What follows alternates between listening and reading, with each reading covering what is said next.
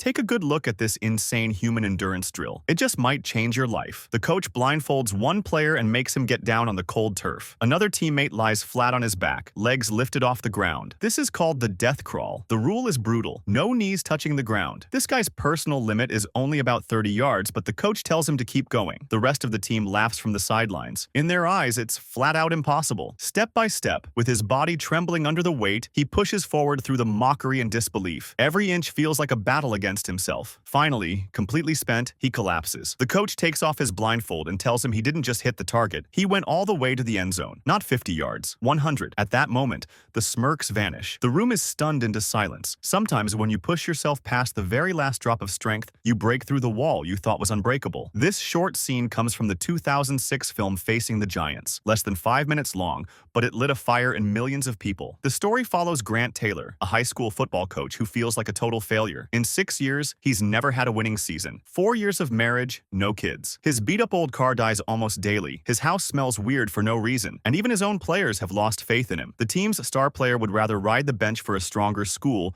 than play for Taylor's Eagles. The season starts, and sure enough, they lose their first game. Honestly, you can't put all the blame on Taylor. One kicker shanks the first kick, sends his shoe flying on the second, and nails a teammate's arm on the third. In practice, the players are half-hearted at best. In class, they're at the bottom of the pack and constantly in detention, which means less time for training. Game 2, another loss. To make matters worse, Taylor overhears parents pressuring the school to fire him, and even his assistant coach is in the room. That night, he lies awake, wondering why nothing ever goes right no matter how hard he tries. The next day, an old man from the school approaches him with a message. God told me to give you this. When Taylor chases him down and asks why God ignores his constant prayers, the old man tells a story. 2 farmers prayed for rain, but only one went out and prepared his fields. Which one do you think God blessed? It clicks. If you want to win, you have to prepare to win. That night, Taylor maps out a plan to rebuild the team from the ground up. The next day, he gathers the players. If your only goal is to win, he tells them, then it's meaningless. Out on the field, he pushes them hard, including the death crawl. Most collapse within steps, already convinced they can't beat the powerful teams on their schedule. Then Taylor calls up his captain, Brock, blindfolds him,